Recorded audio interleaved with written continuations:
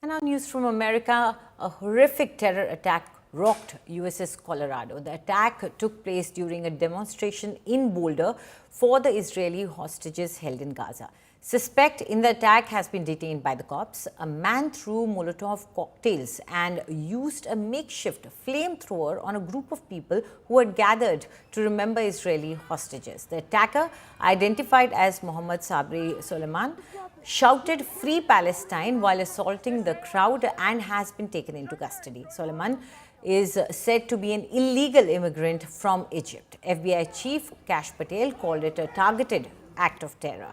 6 people were injured after the suspect threw Molotov cocktails into the crowd.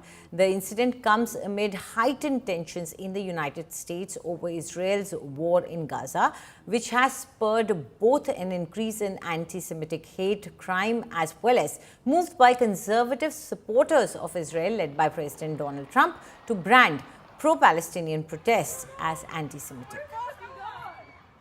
I'm able to confirm there are 6 victims, ages 67 to 88.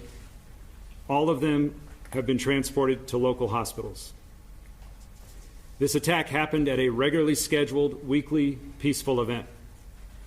Witnesses are reporting that the subject used a makeshift flamethrower and threw an incendiary device into the crowd. The suspect was heard to yell "Free Palestine" during the attack. The subject has been identified as Mohammad Sabri Solomon, and he's 45 years old. The FBI is processing the crime scene and the subject vehicle and interviewing key witnesses. We're assisting Boulder police in providing technical, analytic, and additional forensic resources. As a result of these preliminary facts, it is clear that this is a targeted act of violence, and the FBI is investigating this as an act of terrorism. As many of you are aware, we have several blocks closed off in downtown Boulder surrounding the courthouse.